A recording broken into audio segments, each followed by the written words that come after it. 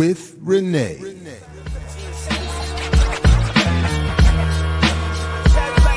Yo. We wait all week and all day for more Saturdays with Renee.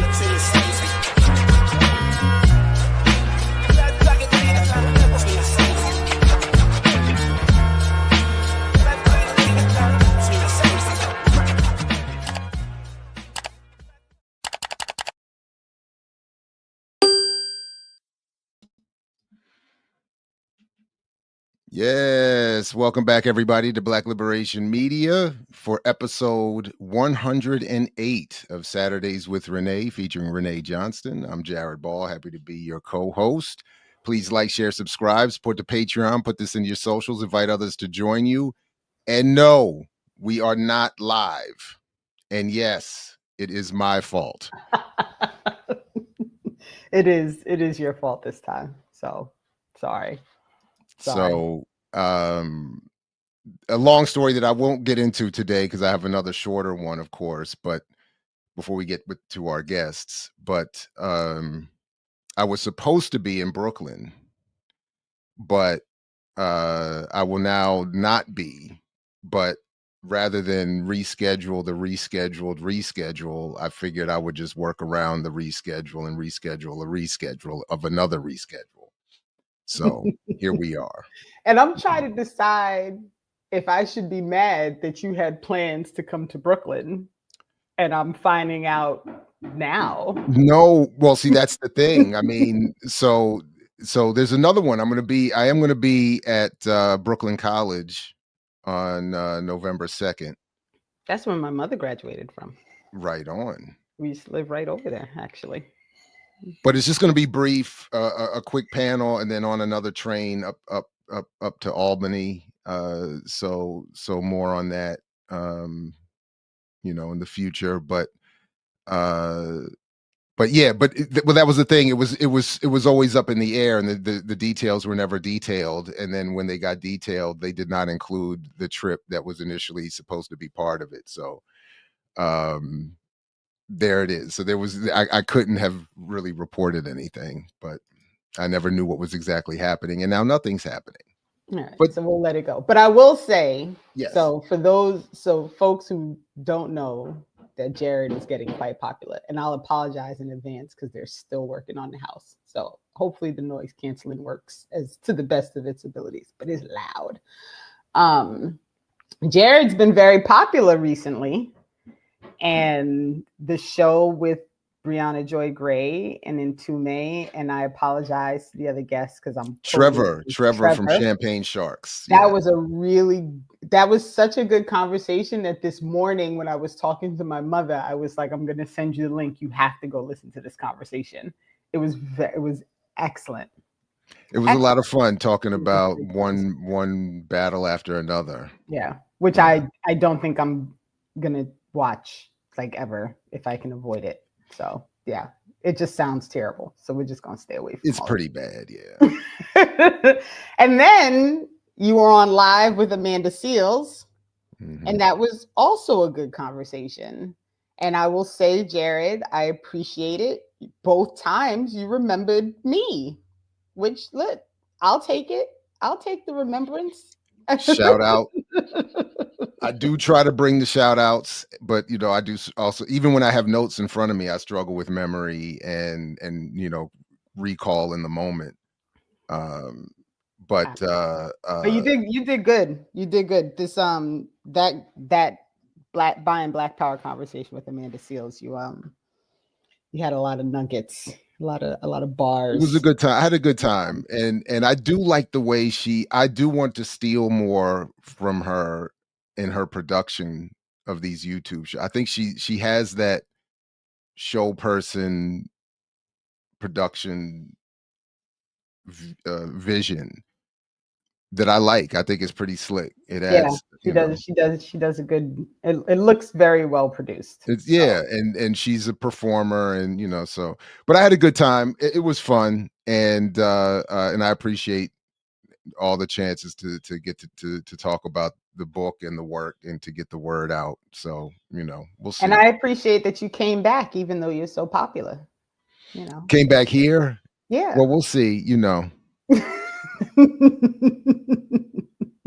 But speaking of popularity, Renee, so I said the other day that last week I teased this story. I went to this event, an African diaspora podcasting event conference called Afros and Audio, which is I think a dope name for a conference. And I was invited to be on a panel to talk about my work and in the context of African diaspora podcasting.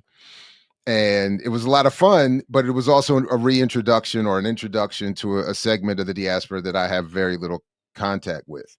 And so it was a very commercial, Black capitalist, commercial Pan-Africanist event with a lot of the discussion trending towards self-help and financial literacy and Black excellence of the diaspora. So, and on the one hand, I admit I always love walking into spaces. You see all these beautiful, shiny, well-dressed, well-presented African people. I love I do love the aesthetic, but the politics is a little bit different than what I'm used to. But longer story short, I I think paradoxically, it's interesting that I was late because of the No Kings protest that was blocking off half of the city. There's some jokes and some even political analysis that might level that contradiction a little bit. But I get there, I join the panel, say what I have to say, offer what I have to offer in the way that I do it. And you could see it was like, we kind of like the energy and the vibe, but we're not really thinking we agree with the politics. It was that kind of vibe. You could kind of feel like I would tell my little jokes and you would you feel the uplift of the crowd, but then it would come back to where I am politically and you would kind of see that sort of settling down and quiet, like we not really rocking with you anymore type thing. But after it was over, as soon as we were getting up to leave, overcome a few people. And at first, I'm never sure what it's going to be, if it's going to be, some love or something else. But the first thing out of the sister's mouth is, I am a big fan of you and Renee. I watch your show. No. I watch what you all do over there almost every week. And and I said, stop playing. That even in a space like that, it was only one, but it was one super mega fan who's a big supporter of this show. And so salute to her and to all the other supporters and fans of Saturdays with Renee that are out there, wherever they may end up in politicized spaces. And hopefully we are helping her extricate herself from some of that African world capitalism. And I did have one other brief conversation with somebody who said I think in advance of the panel, wanted to look me up and said that they found, and they are Haitian. So they lovingly were disturbed to find out that I had been in a debate with the very Haitian descended Peniel Joseph some years ago. And they were not so happy that I did so well in that debate against their Haitian brother. And I was like, but this is not an indictment of Haiti, of you know what I'm saying? This is just a criticism of him and his very anti-Haitian revolution politics. Right. So, so it was a good time, and I love that we got the shout out, and that the work you're doing is reverberating, and again, even in spaces like that. So that was it. That was the shortened version of how it went, and so salute. That's dope. And I went to a Million Man March anniversary and was approached by somebody who said, "You're Renee. You do that show with Dr. Ball on Saturdays." To which I was like, I am. I am. That is me. What do you know? So, Oh, I have to ask you about that. I don't know if we have time for that today, but the anniversary of the Million yeah, Man it March was is the interesting. It was interesting. But we should probably bring our guests up. let's do it. And I'm very excited. So we've got Lawrence returning again from LBS, and we've got Alec Karakatsanis coming in, author of Copaganda, author of The Brilliance That Happens on the Twitter threads whenever someone in media says something crazy, and also author of a previous book about how prosecution works. And I'm blanking on the name, but after I read Copaganda, I was like, wait, I got to go back and read this other book too. So then I bought the first book and read that one as well. And they're both excellent. So I'm very excited to have this conversation.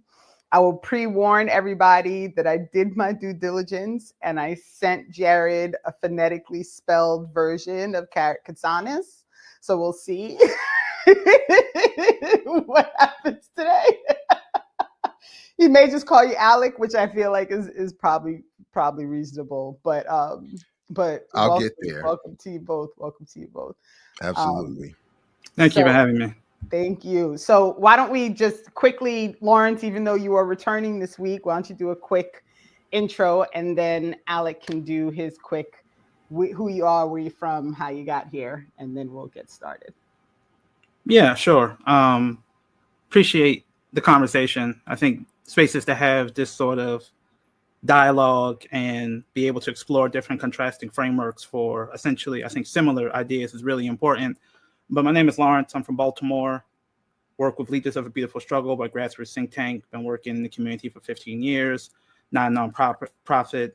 Operate explicitly from a revolutionary Pan-African nationalist perspective. So with that, we focus a lot on police reform, police accountability, drug policy, and also getting resources to grassroots organizations, including those that do violence prevention with liberatory perspectives and things of that nature. So I think that really is the framework that really brought me to a lot of this thinking around violence prevention, getting resources to people that do violence prevention, and how we as the left talk about crime, and thinking through the different ways in which we need to explain to folks some of these dynamics and ways that we can better achieve our goals. So appreciate you all for having us here today.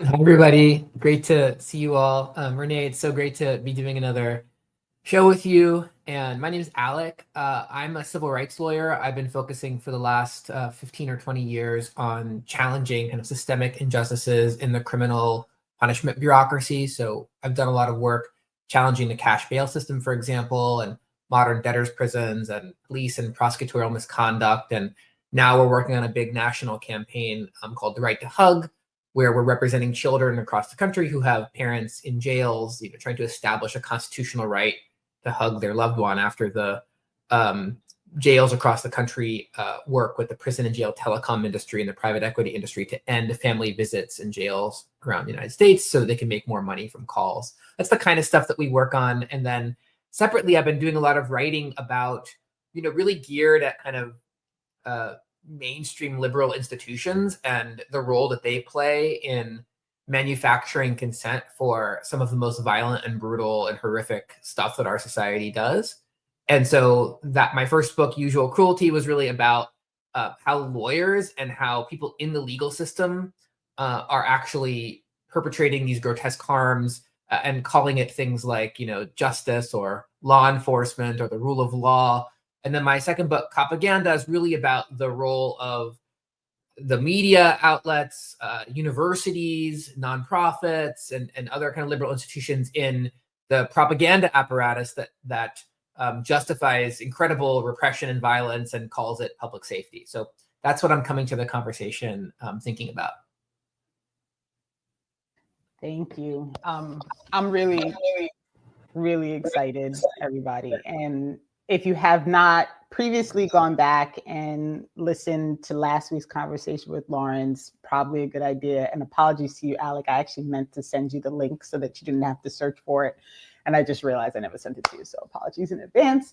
But it is definitely worth going back to kind of hear us work through a lot of these tensions within the Black community and how violence presents within the community in some different ways that LBS and Lawrence and other cities around the country have been working towards, I guess, whatever we want to call these attempts to address this like community violence that they call. But also, if people are interested, we also have an interview that I did with Alec on Copaganda when he came to New Jersey and joined us in that to really talk about how media works. And Copaganda is one of my favorite terms, as everyone knows. And so I think all of this really does kind of play into the whole conversation, because you cannot have this high focus on violence, right? Community violence, gun violence, all these things become the focus that they now are because of the media and the propaganda. It all kind of plays into it. And there's, of course, as we discussed last week, the realities of the violence that happens in communities. Like, people aren't making up that people get shot. They're not making up that cars get stolen. They're not like, none of these things are made up situations. They are things that exist. But there's so much more kind of behind how this all works than just simply like, Black people and brown people and indigenous people are all out of control and we need to be policed because we don't know how to handle ourselves and all we do is violent stuff. So I'd like to step back a little bit and not talk too much. Lawrence, last week at the end, we kind of talked about what you had hoped to get out of this conversation. So why don't we go ahead and start with you, and then you can talk about some of your thoughts, and then we can just, we'll go from there. Yeah, I appreciate that. So we're working here on the ground on a variety of issues, youth charges, adults. Maryland has some of the most ridiculous automatic charging of useless adults in the country, second only to, I believe, Alabama, Mississippi. And it's the environment around conversations about why people commit crimes and also what works that I think we need to interrogate. So conversations like Copaganda, I think, are really useful because, we're hearing things that are like, we need to lock the youth up as a way to like bring care to them. And I think that mixture of like the liberal policing system and people seeking services is really important. So part of what I wanted to figure out is why is that narrative seem to be appealing to subsets of the Black community, right?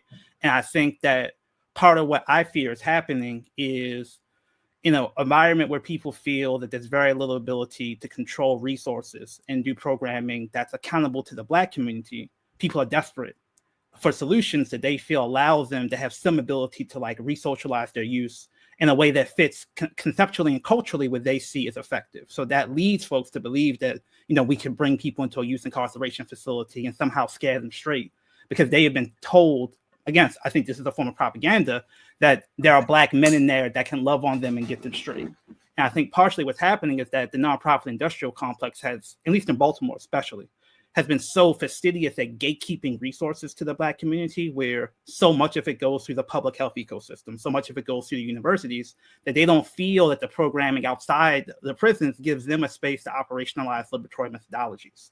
So I think part of what's happened with the violence prevention work is that folks affiliated with like the Nation of Islam, folks affiliated with culturally responsive organizations are utilizing scripts and frameworks that are culturally framed to address specific forms of injected oppression, scripts and narratives that I think sometimes the left has been understandably reticent to talk about because it feels like you're replicating conservative arguments around culture or poverty or innate violence. But the reality is, given the unique conditions of oppression Black people have faced, there are unique things that we have to deal with culturally, and also things that we know work empirically for us that I think are showing themselves in the violence reduction numbers we see today. So part of what I'm trying to figure out, as I'd like to hear your thoughts on this, Alec, people like the defenders of policing and focused deterrence make the argument that we've seen crime decline in moments where we haven't had progressive redistribution, we haven't had decreases in poverty. They used the 90s as a strong example for this, neoliberalism. But we saw a crime decline. And the question is why? And I think people like Donovan X. Ramsey, even folks like Todd Clear, Professor at Rutgers, talk about grassroots mobilization in the Black community, things like the Million Man March that happened 30 years ago, and the ability to mobilize a communal vision of pro-social sort of redirection of the energies that led people to sort of, again, acts like selling drugs. You're trying to feed your family. You're trying to have a sense of affirmation. Could you have that sense of affirmation in a way that was pro-social and communal?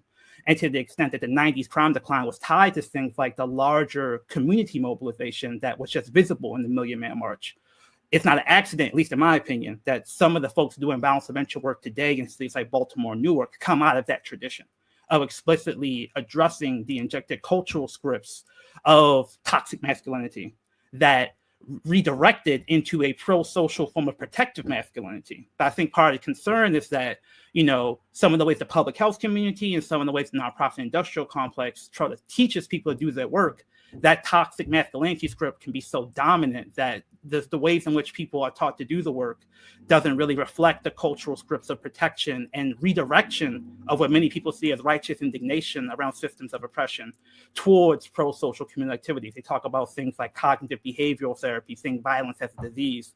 And it's very easy to go from violence is a disease to the community is diseased, and we need the public health folks and the academic infrastructure to come in and save us. So to kind of conclude, that the interest convergence that's happening, in my opinion, between the sort of Bernie DSA leftists, many of whom are, critical of the neoliberal establishment, critical of austerity.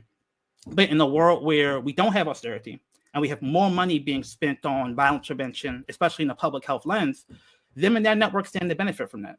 And it doesn't mean those folks can't do good work, but folks in communities say that might be useful, but that's not what we really see as the most effective way of doing things. We really want to see culturally affirming methodologies because we've seen it work for 30 some odd years, and we've just seen those folks gate kept out of getting resources. So in my opinion, part of what's shifted over the past decade is through a lot of grassroots organizing, that vicious gatekeeping of these liberatory methodologies has been beginning to be dealt with in certain places. And I think that's a critical part of the violence declines that I think goes along with arguments around root causes, goes along with arguments around Copaganda and the social construction of criminality, tax dodging and wage theft are critical parts, and poverty and extension of benefits are critical parts of it. But if we lose the ability to talk about the unique culturally affirming methodologies and Black institutions controlling those resources, as I fear will be sometimes the incentive, because we have this old argument about fracturing the left. If you're calling for resources explicitly for Black containers, well, shouldn't you just call for universal redistribution of resources? That helps everybody, and that's more politically palatable. And we're already kind of seeing that in the violence prevention space in the midst of these budget cuts. So go with the public health establishment, go with the academic establishment. They have political power. It's more safe to hold the resources there.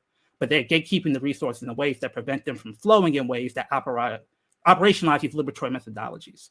So what I'm trying to get at is, again, like this conversation about how do we talk about root causes and universal redistribution without sacrificing the ability to get resources in Black controlled community containers, because I feel that's going to be essential to keep the political support from working class Black civil society that have a lot of political power in these cities and can kind of go either way, right? They can, if they perceive their interest being in the left and universal redistribution, if they feel they can get what they need that way, they'll go that way. But if they perceive the left as being hostile to investment in Black community control, Black institutions, they'll be willing to go with the neoliberals. They'll be willing to buy into the Copaganda if they think they can cut a better political deal to get resources for some of the programming they think is so essential. And I think it's opposed to pathologizing that. I think we need to lean into it and make those folks a better deal from the left. I really appreciate that. I don't know, Jared, if you wanted me to step in or if you had something you were going to say. I'm happy to. No, please go ahead. I think that everything that you said is totally consistent with the Copaganda book, with my own experience as a civil rights lawyer in a lot of these communities, with my own experience fighting against things like the Baltimore consent decree and the police, right? And and my own critique of how sort of energy around transforming our relationship with police, prosecution, imprisonment is always, that energy is always somehow geared toward more money and power for the punishment bureaucracy, and also more money and power for what I think can crudely be called like the nonprofit and university industrial complex. Those institutions, have a slightly different function than the punishment bureaucracy. And by the way, I should just say, when I say the punishment bureaucracy, that's sort of my term as I explained in the first book, Usual Cruelty, like a lot of people call like the criminal justice system. Like I don't use that term. I don't want to give anyone the impression that either its purpose or its effect is to do justice. A lot of people use terms like, law enforcement. I think that's also a term of propaganda, right? They want to convey that like it's some kind of neutral or objective thing, like a law is broken, a law is enforced, when in fact these people are only choosing to enforce some laws against some people some of the time. And those decisions are based on who has power in our society, right? So when I say the punishment bureaucracy, I'm referring to the whole big blob, the whole constellation of police, prosecutors, probation, parole officers, prison and jail guards, all the people that work in these court systems, judges, and then the sort of constellation of multi-billion-dollar industries that profit off of every single stage of that process, from the bail industry to the prison and jail telecom industry to the people that do all the food and the medical care inside jails and prisons, the private prison industry. So that's kind of my general term, just so like I'm clear what I'm. So I think the university and nonprofit world has a different, let's call it counterinsurgency function than the punishment bureaucracy. But one thing that they are similar at is they use the energy and anger and spotlight on, let's say, corruption and brutality and ineffectiveness and incompetence in the punishment bureaucracy. They use it to get themselves more resources. And they want to position themselves as opposed to like, let's say, people who are most directly impacted by police violence, who might be coming home from prison, let's say, who, could actually take those resources in their own community and do like violence interruption work at a much higher level and in a much different way. And there's a huge effort in the nonprofit world to kind of suck that funding, especially when that funding stream is coming through federal grants. You get this sort of bonanza.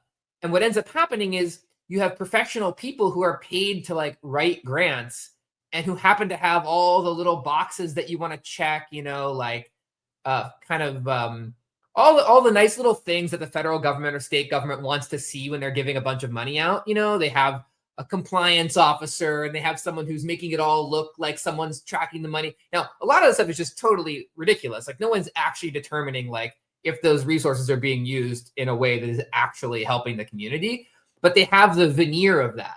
And so that whole bureaucracy is kind of mobilized, especially when they can see that there's a lot of money to be made. So I think what you're saying just like rings really true with my experience. Like, and it happens across the board. We saw it happen, when I was in Ferguson, right after Michael Brown was killed,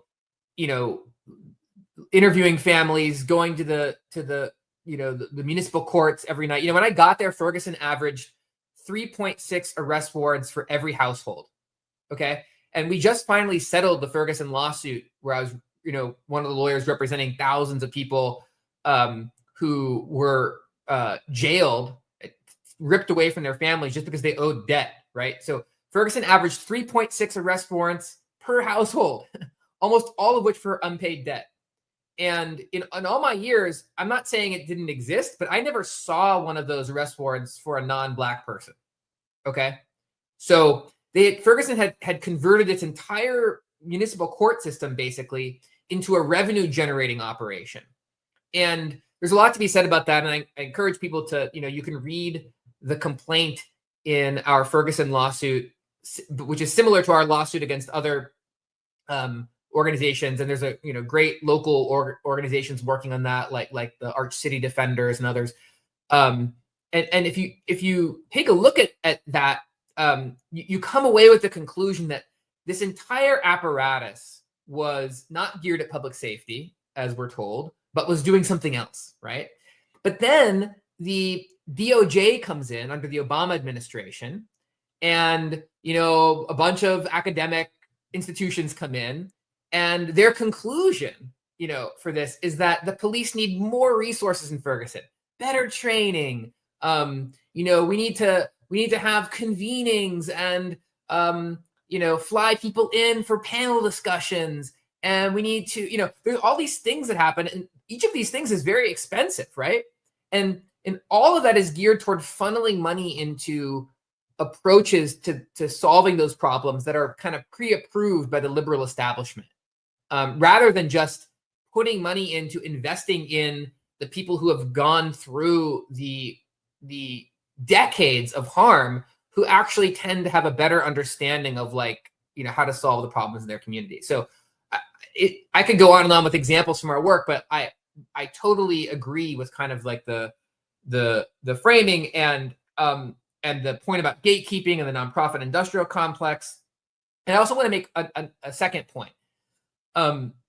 Everything that you say is also consistent with another thing that really it's sort of a underlying point from my whole Copaganda book, which is more investment in punishment does not reduce crime on the short, medium, or long term. So we all understand that. We're starting from that premise that state repression and violence through policing, prosecution, and jailing does not actually reduce the levels of interpersonal harm in a society.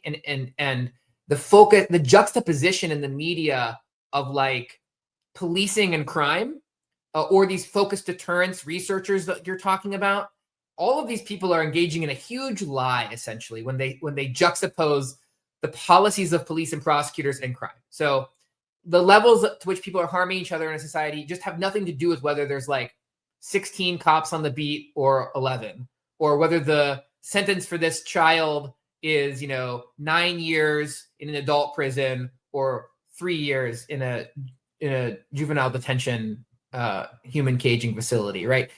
Or whether this prosecutor, who's so-called progressive prosecutor, prosecutes 63% of the crimes that Baltimore police arrest for, or 57%. These things have no effect, right? So we're all in agreement on that, right?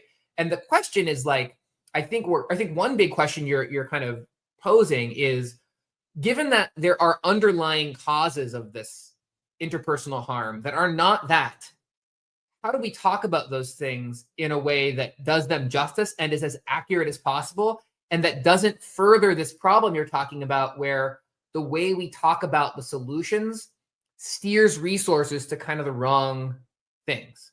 So I think so far, I think we're in total agreement. I will confess. Yeah. So let me give some examples that maybe can be more specific as to what I'm trying to tease out. So I gave the example on Sunday's show about talking to folks who do work with young people in Baltimore, and I'd heard from people who were from, public defender's office that we saw that jump in carjacking. And they made, I think, an argument consistent with many folks on the left, which is, this is economics based. They're taking it to chop shops. They're doing it to feed their families. Now, I talked to people that work with youth, and they said, I hear what you're saying, but that's not what I see. They're joyriding, and they're coming to pick up their friends. So if we are to trust that person who is most proximate to the young, he's working directly with these young people, there is this reliance on very materialist frames for what causes the problem. And that requires the way we do our advocacy to center institution building that centers the folks who have a cultural, spiritual lens, that understand some of the root causes of this problem. It's not just material, but it's also psychological and spiritual. So just a couple of examples of that. As I mentioned before, in New York City, Mamdani has this public safety plan. In addition to talking about prosecuting hate crimes, which I don't love because I know that's going to be disproportionately deployed against Black folks, he also talks about funding violence prevention.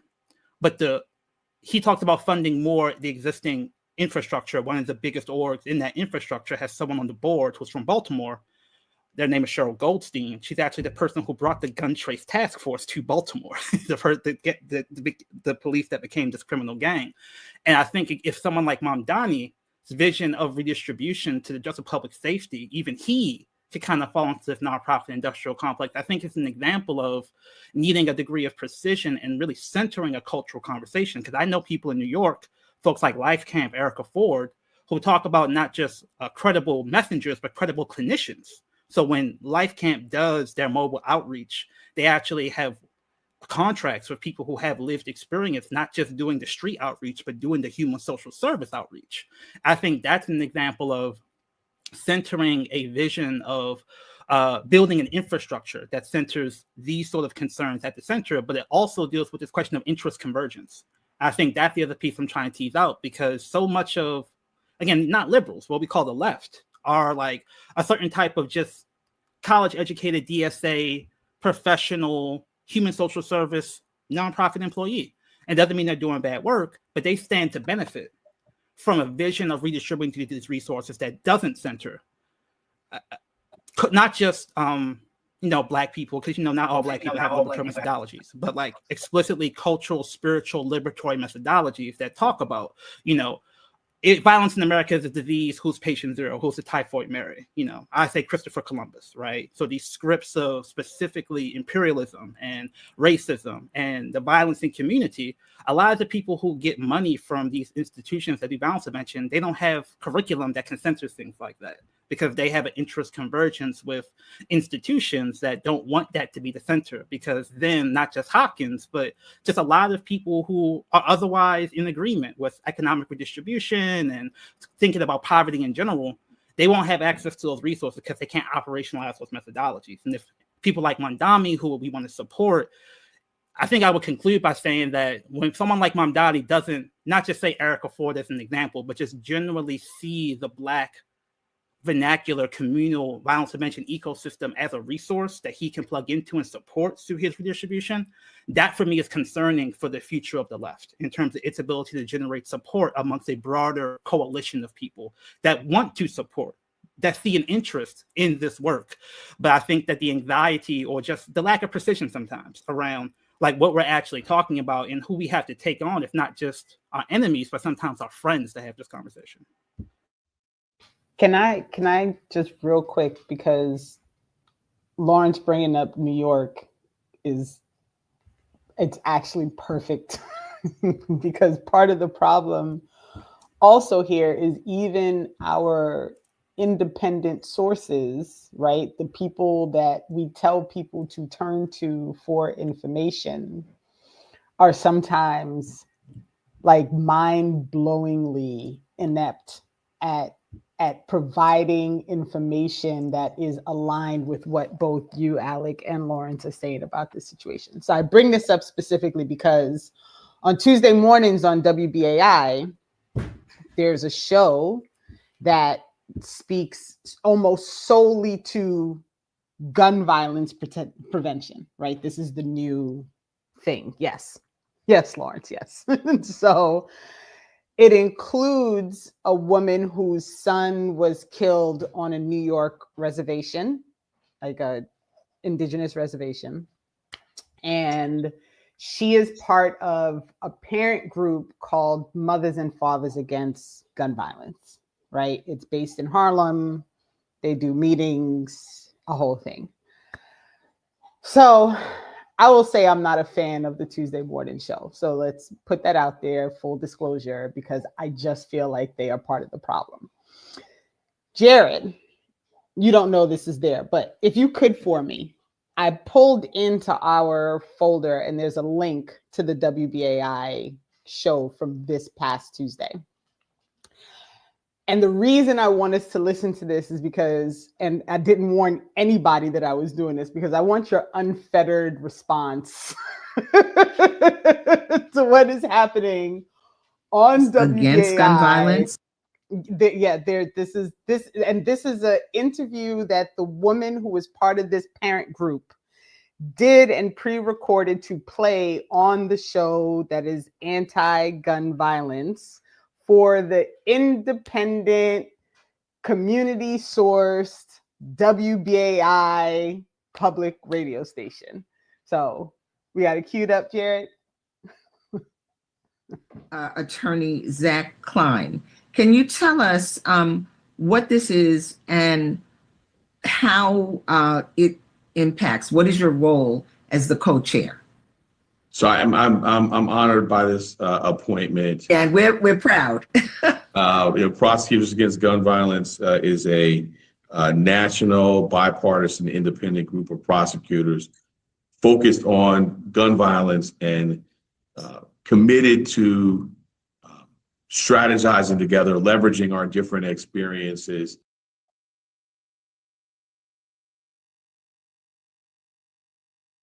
to fight gun violence. And one thing underpinning it is that guns are traveling, right? And so a gun in one state may end up being used here, and so we need to coordinate in terms of our thinking on enforcement. We should be coordinating and thinking about legislative ideas.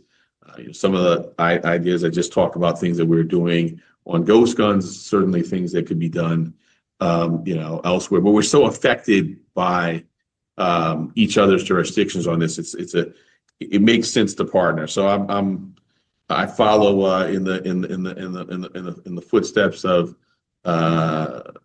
DA from Bronx, my dear friend Darcel Clark. Okay.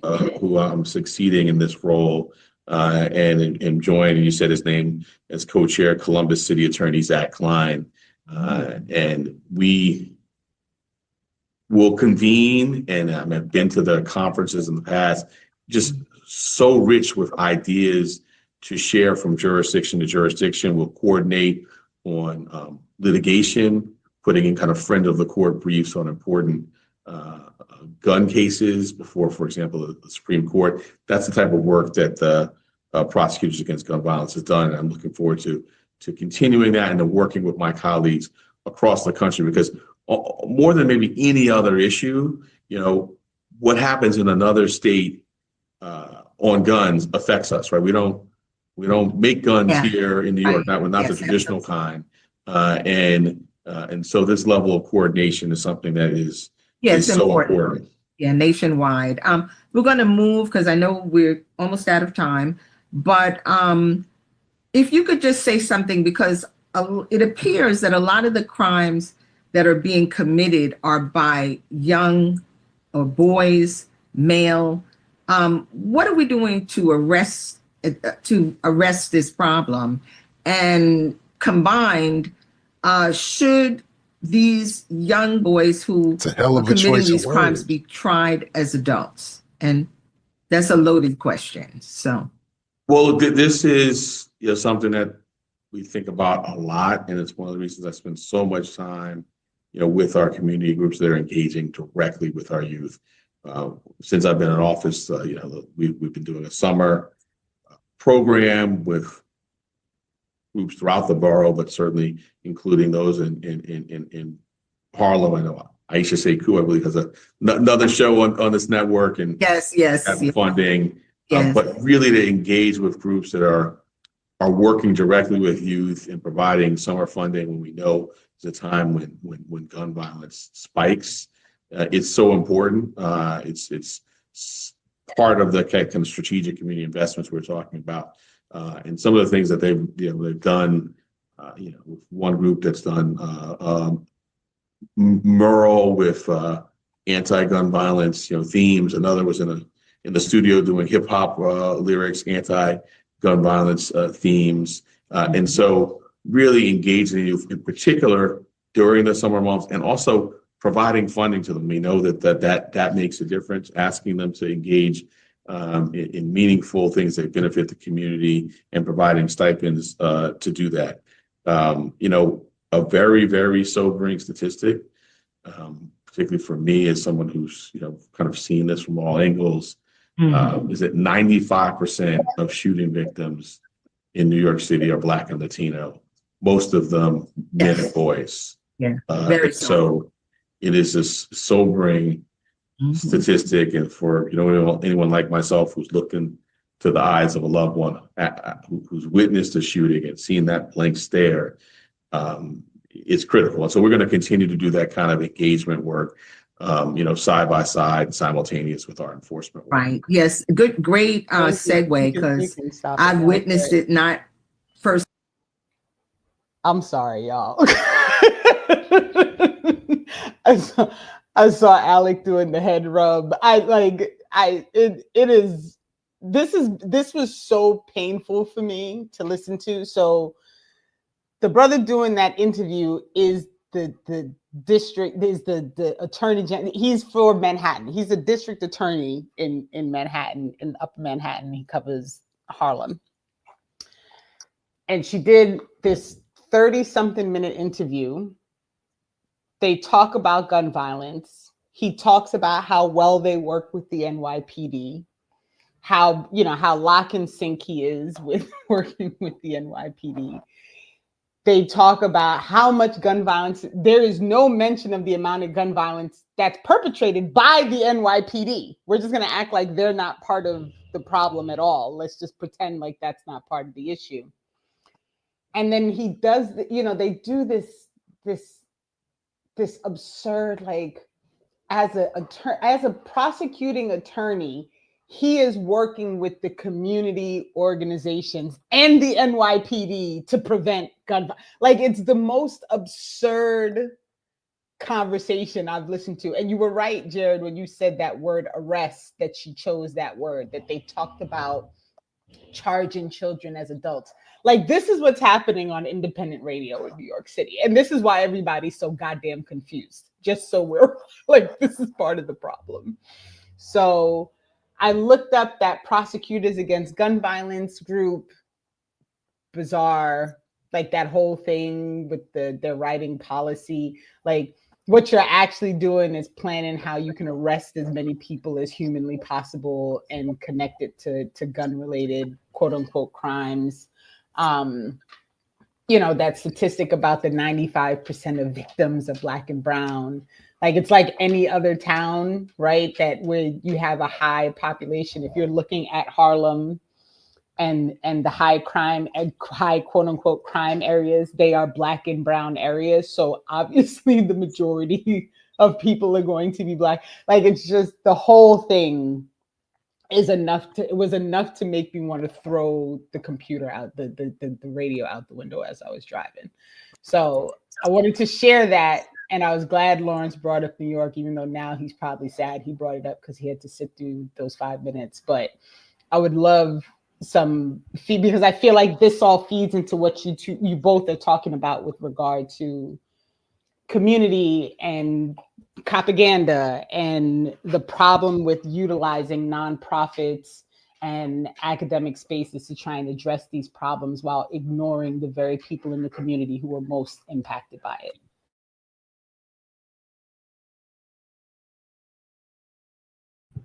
You want to go first, Alec? Either way. So sure. Yeah. Do you want, if you have something you want to say, I can go after you, but either way. Yeah. I want you to go first because it's just so much to say. I don't want to take up too much time. So I think this is a good example of the center using the pain and fear people have around gun violence to co-opt incarceration as an ethic of caring. Like, if you really care about gun violence, you'll be serious, and being serious means looking at prosecution. Now, part of that, again, is the idea that when you prosecute these youths, sometimes as adults, they'll have things like boot camps, like these intensive programs they send youth to that are proven to be very ineffective and even traumatic. But when the community is desperate to show some ethic of care and they don't perceive that care is happening in community, they'll turn to that out of their frustration and fear. Right. So I think this is an example, again, of like Bloomberg funding a lot of the violence prevention orgs that will talk about violence prevention, but also talk about increasing sentences for people that carry illegal guns. Part of what I think we need to explain to folks is a solid leftist analysis of this takes into account the structural conditions that leads to things like gun possession in communities. Again, working in the cash economy, feeling like you'd rather be caught with the gun and go to jail than need to protect yourself and not have it on you. So in that world, like this idea of deterrence, because that's the critical thing, the community believes this incarceration leads to a degree of deterrence. And they're so desperate to prevent young people from getting shot at going to jail, they think, well, if I increase the punishment, I up the deterrence, right? And that's actually good because it keeps kids out of jail. So we need to take that argument on directly and explain to people, like, people are living their lives, not because they're carrying guns, not because they're super predators, but because they may be in a cash economy. Not always even drugs. Like I said, party promotion, contract work, like fixing roofs, like it's happening to both our apartments and houses right now. You know, if you're not in the traditional above ground economy, you're working off the books, someone doesn't pay you, you can't pay your rent, you're out on the street, or they try to, you know, renege on something they owe you. You need to use violence to prevent them having to pay you what they owe you. This is just the environment that we have to live in because of the oppression, because of the war on drugs, shredding our communities. So when we talk about violence prevention, that's not just leadership through victimhood or claiming to represent victimhood. I think that we have a huge issue where in the grief and trauma, certain victims talk about wanting accountability to be incarceration, but that's not the only voice. That's the only voice we hear in the media. But so much of the violence prevention work that we do is about accountability means turning your pain into promise, into something where you become someone who works upstream in community, doing the sorts of work, mentoring youth. And that determines what the work looks like. And to sort of wrap up, I think we have to be very clear what an actual liberatory methodology for violence prevention looks like, because that even implicates the work we see as worthy of funding. And that's really important. So like we talked about Minnesota, there were folks on the left, like the DSA aligned left, who were accusing violence prevention orgs of being too close to the mayor and not doing real work. But even they admitted they hadn't actually studied the issue, worked with those folks. They took analysis from Cure Violence, a traditional Chicago-based public health nonprofit. And what they said is working with the entire community is not a best practice. Working with the people most likely to shoot someone or get shot is. That's the opposite of what we consider best practice here in Baltimore. So we do things like food giveaways, where we talk about, again, like African villages, you show an ethic of commitment to the community by caring for the community and their need when the community is under attack. And they work with youth who are formerly DJS, Department of Juvenile Services affiliated, to basically say, like, once you show this ethic of care for the community, you've made an effort to be a protector and carer of community, makes it harder for that individual to be a predator upon community. So in that world, doing that food giveaway is the work. But again, this isn't liberal, and that's the part I want to get to. This is a leftist assuming that a food giveaway is neoliberal, using patronage funds from the mayor to co-opt the violence prevention people into their centrist political orbit, right? Similarly, with the idea of just doing cookouts, doing community events. It's very easy to see that as, oh, that's just real simplistic, traditional nonprofit stuff. But what's happening in a lot of those spaces, actually talking to folks, is you're building the connections to get a flow of information to interrupt conflict upstream.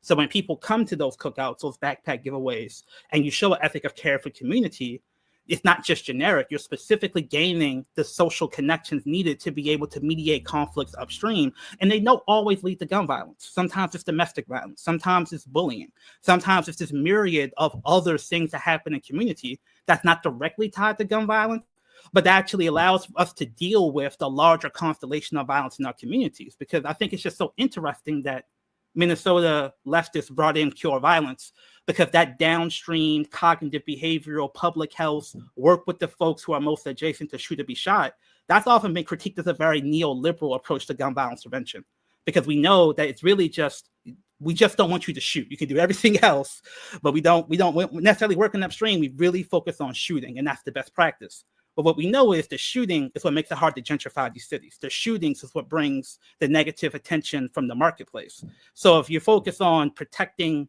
the economic viability of cities, then you would focus explicitly on the shooters are most likely to be shot. If you care about an ethic of care to a larger community that can co-opt these sort of narratives coming from this radio show that shows incarceration as care, you have to go upstream and work with the entire community and sort of African-centered vision of violence prevention as a rebuilding the power of the village to be able to socialize youth and take care of itself. And when we have even leftists not understanding that, I think that's my concern. I want to say like two main things. First, I want to respond to that outrageous clip that Renee played. And then I want to say something that's not really a disagreement with Lawrence, but might be a tension that I see in like some of the stuff that Lawrence is saying that I myself feel and don't really know how to work through. So first of all, that clip is, I think Renee, you're right. It's infuriating. It's really hard to listen to. And essentially that clip right there is why I wrote the Copaganda book. And because I want to be able to explain to well-meaning people why essentially every single word in there is not only wrong, but like a counterinsurgency operation designed, as Lauren said, to co-opt people's genuine care about an important issue and to steer it toward exactly the wrong solutions that will only further the problem and also give more power to the very repressive and capitalist forces that are creating the problem in the first place. So first of all, prosecutors against gun violence is like an oxymoron. Okay. It's like flat earther thinking. The idea that more punishment and incarceration is going to reduce gun violence is one of the most thoroughly debunked ideas like in the modern kind of like discourse. It's completely ludicrous and nobody actually believes that. Nobody who actually looks at the evidence actually believes that. So like this person is either incredibly incompetent or is intentionally misleading people about the connection between, let's say, trying kids as adults, long prison sentences, surveillance, policing, and like gun violence. Like nobody thinks that is a good way or let alone the best way of reducing gun violence. So like, as I talk about in the book, the police themselves are actually one of the biggest sources of guns involved in crimes that the police then arrest for.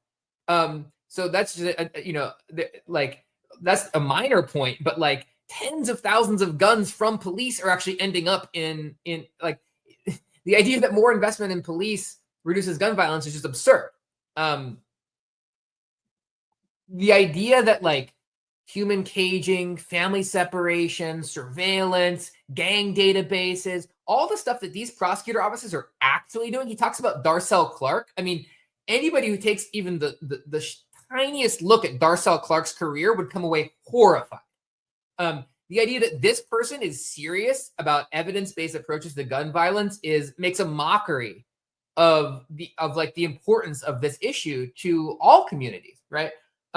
So I should note, as an aside, I have our office, filed a number of misconduct complaints against all of the New York district attorneys, including the Bronx DA's office, including the Manhattan DA's office, including the Brooklyn DA's office, and the way in which those misconduct allegations, all of which judges already found terrible prosecutor misconduct, the way they were swept under the rug, and we actually were threatened that we couldn't even publish the complaints that had been filed. We had to win a First Amendment case in federal court because the prosecutors in New York were threatening us. These are not people that like are behaving ethically. These are not people that are serious about solutions. They're actually threatening like community groups that are just trying to tell the public about how their prosecutors are actually misleading and lying. I mean, it's a horrible situation. And the fact that anybody could have a serious conversation and invoke Darcel Clark's name as like someone who's like cares about this kind of stuff is just like really absurd.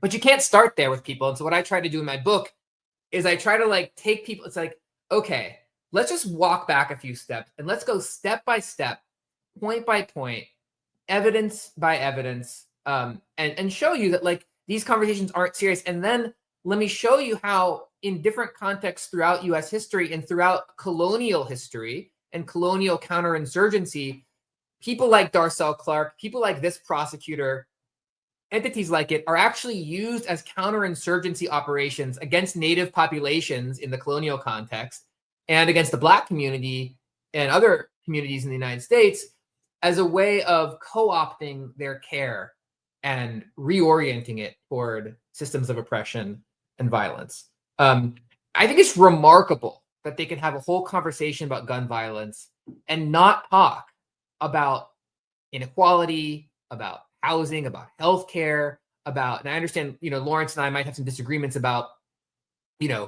like how much to emphasize those things related to other things, but just the idea that we're talking about this stuff, we're not talking about like the availability of, gun manufacturers and the way the laws have been tweaked to reduce their liability. All of these things that you could talk about, and there's dozens more that are way more important than anything they mention, is a form of propaganda, because they're distracting you from the top 20 things you should care about if you care about that issue, and focusing on something that is completely irrelevant and at worst harmful to the very issue they're talking about. The second thing I want to mention, Lawrence, the point you made about like targeting the people who are most likely to be involved in gun violence versus the whole community, and the point you made about like barbecues and resources and giveaways, I agree with it. But also one of the things I'm struggling with is that the history of counterinsurgency operations and state repression from COINTELPRO to present, and the infiltration by the neoliberal establishment and by the forces of state repression in a lot of the nonprofit and university contexts makes it like extremely hard to trust anyone.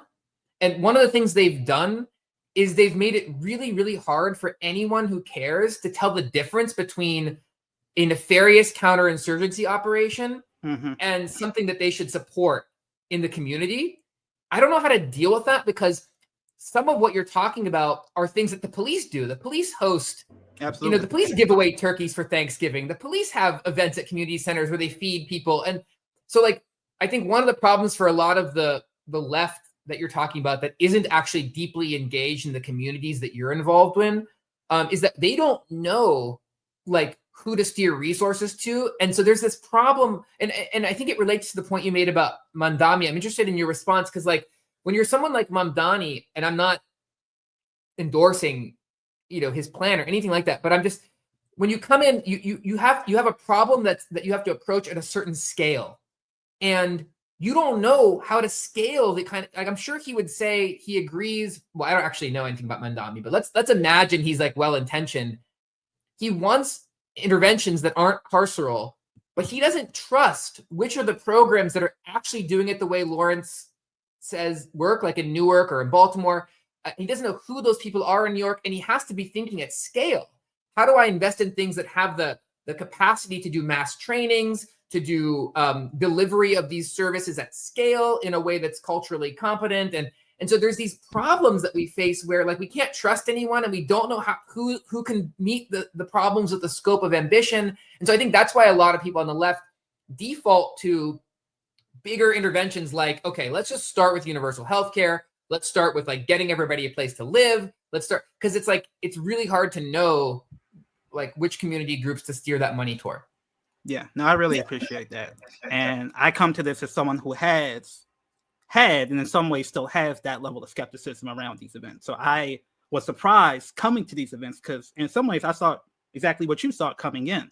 And it took me time to see the work happening in a way that essentially changed my mind. But I think part of what I'm thinking about is a theory of change that we don't often talk about. So it's good to have space to talk about it, that we need to make explicit so we can talk about it, right? So in terms of interest convergence, right? So I think part of what's happening is, in order to get the scale for the funding to flow, who has the scale? It's institutions that are tied to large nonprofits, public health, institutions like that. So for example, the person who I mentioned, Cheryl Goldstein, she's part of a network of folks who have basically said things like, and we've heard them say things like this to us, which is like, some people think the community has the best solutions, and I don't think that's true. I think that we have the scale, we have the resources, we should get the money to do it and bring the community in around the infrastructure we build for them. And that's largely what they're doing in the violence prevention work.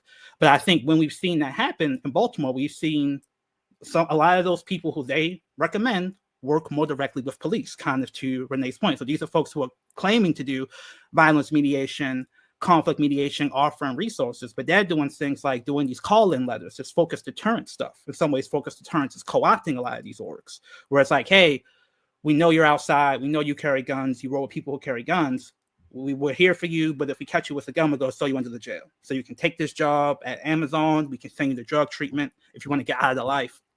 But here's this carceral stick if you don't take the carrot.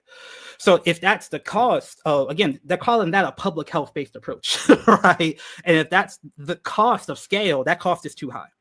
And I think similarly, that's just a lack of precision understanding around the idea of mobilizing culture as a liberatory material asset. So for example, studies have shown that for youth who carry guns, they perceive people around them, about a third of their peers carrying guns. That study said that in reality, it's about 3 to 6%. So part of what's happening is that the internalized anti-Black scripts about their Black peers being dangerous is impacting their material perception of the world. So you need a cultural script that can inject itself into that explicitly anti-Black narrative that can teach a young person, you don't need to carry that gun. There are other things you can do. Or if you do carry a gun, you don't need to brandish it and use it against people that look like you. You can keep it for protection without using it in your community. So I think partially what I'm trying to figure out is I think a lot of folks from the academic public health lens don't view culture as having that level of material impact, but they also have anxieties about an argument that we make, which is a lot of the violence declines that we're seeing have not correlated with less illegal gun carrying. There are people carrying these guns who have internalized a new script about their relationship to the world that they don't want to use it on people that look like them. And that's partially through the racial self-esteem and channeling that injected oppression, anti-Blackness, into other more pro-social productive means. That feels very woo-woo abstract if you are a materialist. But I think it's impossible to understand the 90s, today, the numbers we're seeing without seeing the materiality of that approach. So part of what I would say is we have to build the capacity for the people who are doing the work that way to get scale. That's a lot of the work we've done here in Baltimore. And it's long, hard work. That's when we started 10 years ago when they were framing Safe Streets for claiming to be selling drugs, right? So that it's just a lot harder than like a one-shot deal. I think it's really important because even like the conversations about universal policy, it's important to be precise about what the solution is. So it's not about either or. It's about if we're going to do massive redistribution to deal with stuff upstream, how do we do it? So even like the lead conversation, lead pipes is a huge potential source of investment. We could do a massive infrastructure program at a federal level that can employ a lot of people and get rid of these pipes. That sounds good. The EPA says only about 20% of lead poisoning actually comes from pipes. 60% comes from dust and paint in houses. So you would need a very different program that I would support. $1 billion program to employ people to go into these homes and get the dust and paint out of these houses. But that doesn't have an interest convergence with the Pipe Fitters Union, who was one of the main supporters of the Build Back Better, Fix the Pipes portion that got in the watered down version of the infrastructure bill. So you would need to employ working class Black people in these Black cities to go into homes with respirators and get the paint and dust out of these houses. It's a lot harder. But that's what it would mean to like really take seriously redistributing materially into communities to actually deal with the problem, as opposed to the versions of the problem that have interest convergence with powerful interests outside of our community that we're told over and over again is the best we can do.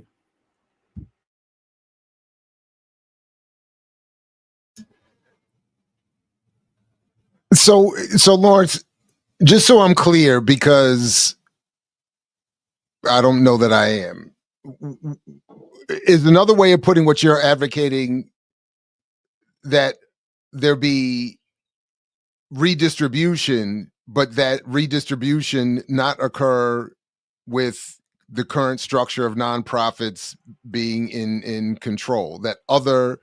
I'm saying we have to rethink how interracial coalitions work. And I'll give a concrete example from here in Baltimore. In Baltimore, we have a group of folks trying to push what they call a baby bonus. So that's every child in Baltimore originally was get $1,000 cash, right? And what they did is they used language from the youth fund. So we actually helped construct the Baltimore City Children and Youth Fund. So it's a ballot initiative that puts 3% of our property tax dollars into a fund that went to programs that serve youth. So we were very explicit about using the youth fund to do what I just said, build the capacity for small Black-led organizations that have a liberatory methodology to do work with youth. Now, one of the concerns with the baby bonus is that they use the language from the youth fund. So the city believes that language is unconstitutional. So if the baby bonus got struck down, then the youth fund would get struck down as well. So from their desire to like get cash out to parents, an understandable desire, they were putting all the infrastructural work we did with the youth fund at risk. So we talked with them and explained that to them, and they took it. But I think partially that's also an anxiety around cash. Like I talked to some Black elders that said that we support the people who are going through addiction. We love on them. The one thing we don't do is give them cash. And I said, like, I get it, but that's that respectability politics and things like that. But then I read William James' book, Doing Drugs, who is a Black person doing work in the early 90s around the crack cocaine epidemic. And he said explicitly for Black people he worked with, cash was a particular relapse trigger for them, that the injected scripts of inferiority that had so dominated their lives, they associated getting cash with, showing off and dealing with the oppression they had by doing things like getting cocaine. So I think that's an example of thinking through, like, instead of just cash alone, are there other ways to deal with the problems you talk about? Because they talk about it being tied to crime. Giving cash to young parents long term can address youth criminality, but that's a very long term solution at best, and it doesn't really work at scale. Same thing with the other things they talk about, birth weights and CPS interactions. It's very, very long term, and the effect is very small. So as opposed to depending on that type of interest convergence where everybody would get that cash, not just Black parents, is there a way to rethink how that money could flow so it could build up the capacity of Black institutions to serve youth through things like institutions that deal with Black maternal health, institutions that actually work with Black community institutions to build their capacity? And I think that they took that feedback and actually are potentially working on some changes to their proposal that would not just make it cash as the only option, but also could do investments in Black institutions. And I think that's an example of what a productive interracial coalition looks like. So that's not saying cash is always already bad, but it's saying we have to take seriously the concerns that cash alone, without programming that addresses that injected oppression, could have negative externalities. And that's not respectability politics. That's just the reality of living amidst oppression. And that we need to build the institutional capacity so that we have Black institutions, because if they cut the cash, then we have nothing left. That's part of the problem of banking so much in federal policy. Medicaid, food stamps, not that it's bad, but if they cut it, we have no institutional containers or political containers to protect ourselves if they cut those funds, right? So in addition to some of that stuff being longer term, the interest convergence, so that helps everybody, means that we as Black people don't have political containers like the nonprofits built up through the Youth Fund, like the reparations, the war on drugs work that we're doing here in Baltimore City, political institutions and containers that can protect our interests regardless of the interest convergence to white liberals or white leftists, and regardless of what happens at the federal level.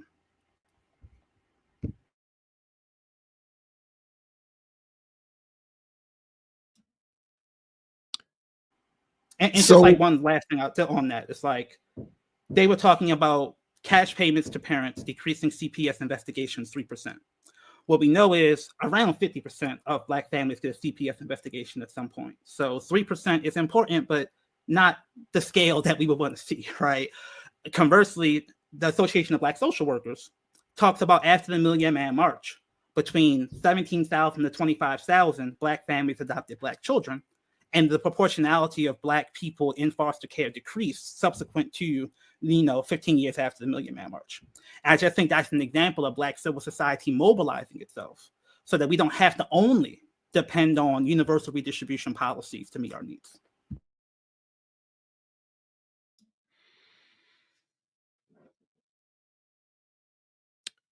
Wait, say that last part again. What was the difference? What exactly was the change post Million Man March that you were pointing to as the turning point? Well, somewhere, according to the Association of Black Social Workers, you get different numbers.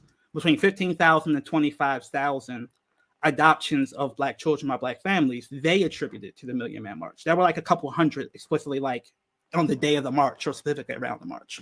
But subsequent to that, in the 10, 15 years after the march, not just the total number, but the proportion of Black youth in foster care began to decline. That's not just the march. That's Association of Black social workers and other groups mobilizing at the state level in many, many different ways around the issue of disproportionate, like Alec talks about, the criminal legal system, and we're going to talk about in the event that I'm going to be the panel on in November, which you should talk about, Alec, the disproportionate use of the family regulation system to target Black families, right?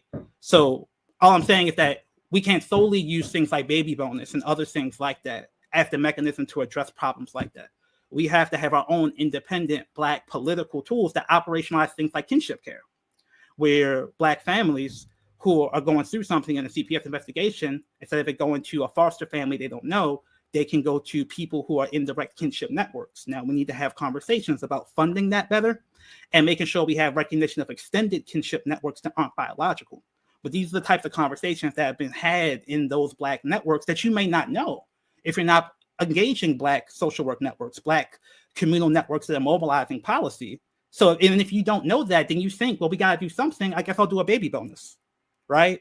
And that's what we mean. It's like we need to actually engage folks who I think are engaging in good faith and have good intentions, but maybe just don't know of the institutional formation work that's being had that has been working around them.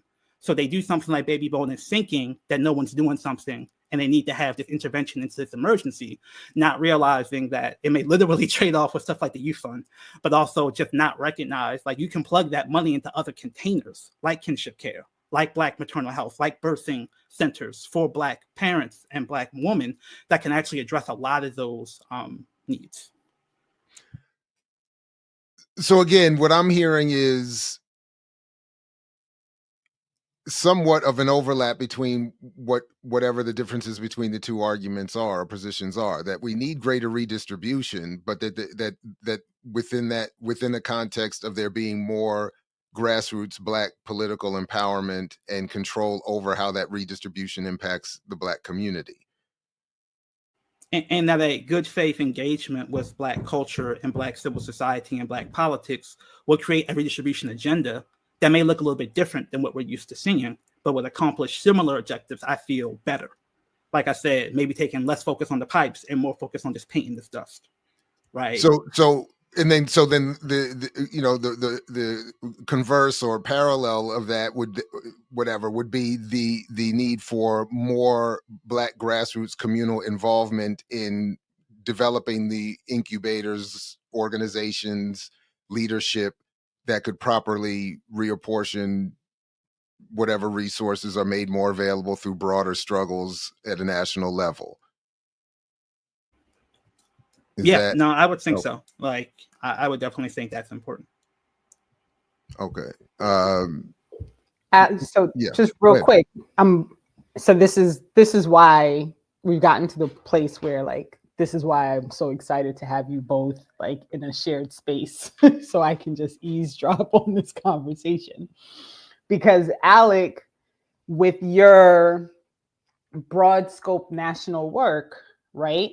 I'm curious, like as you and your group navigating all of the multiple, my dog is wigging out because of the people outside. I'm sorry. Navigating all of the, this broad like issue with regard to the punishment bureaucracy.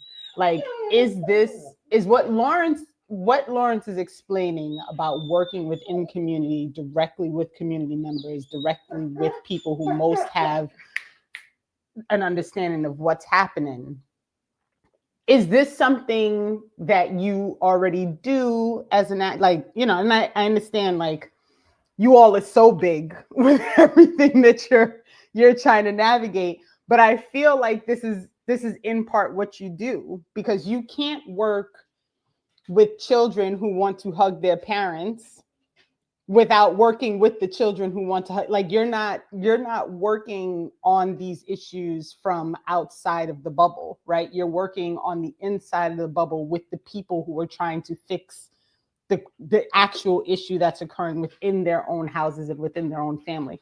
So I'm just curious about what what Lawrence is saying actually translates within an organization like what you all do at the Civil Rights Corps. There's so much here. Wow, this is and I want to just preface what I say with like, I don't really know. I'm trying my best to take my experiences and the things that I've learned and have opinions, but these are really difficult questions.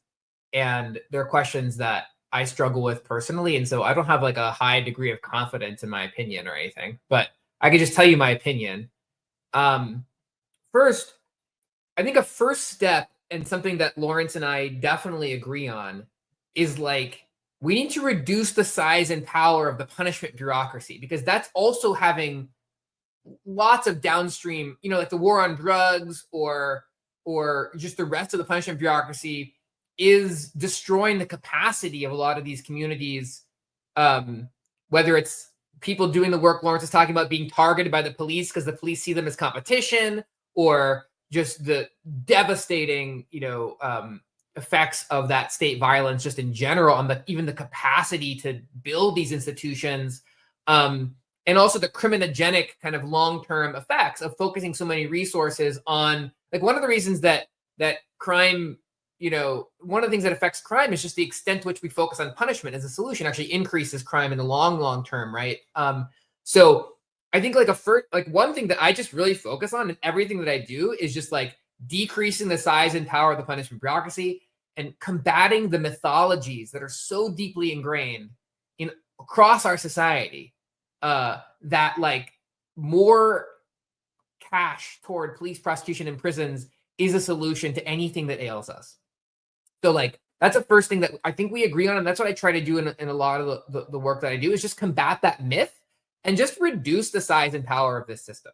The second thing is something that Jared said that I think is like really crucial. This might be just something that again, it's not a disagreement with Lawrence. It's more of like a tension or just like a thing to work through. It's like the problem of like of how to create the incubators and how to scale the capacity of a lot of these communities that have been totally divested from and targeted by these systems for a long time is a really big problem. Like, how do you do the mass training? How do you build that infrastructure? How do you get the containers ready so they can take the investment? Because my general view is probably very similar to Lawrence's, which is that it's great to have huge federal programs and federal investment, but those investments are best made not by like a central bureaucracy that has one node that is just making decisions for everybody, but it's best to like distribute into a more decentralized network so that all communities,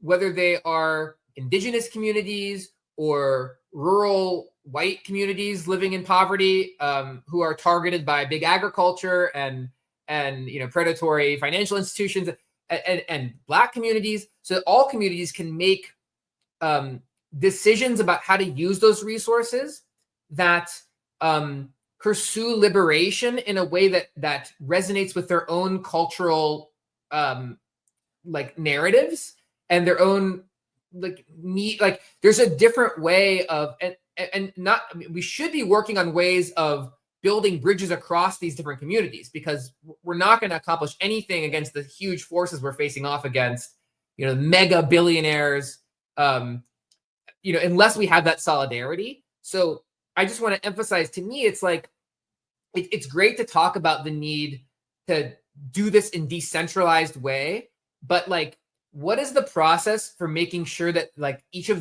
those decentralized nodes is actually doing liberatory work versus counterinsurgency work? How do you train them? What's the vetting process? What's the scaling plan?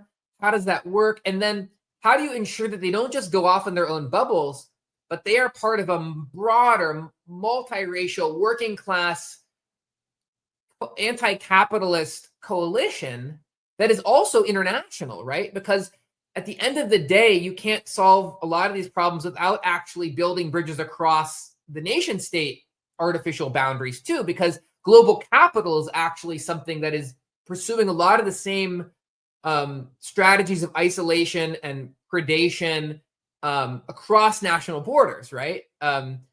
They want a world where global capital can do whatever it wants with no strings, but like all the people are just completely stuck in their own bubble where they don't have any connection to what's happening to people who are in a similar position in different places. So like, I these are all just more questions. Like, so that's why for me, as a national person, Renee, I tend to focus on like the building of those bridges across these bubbles, and what are some common narratives that we can develop that are shared.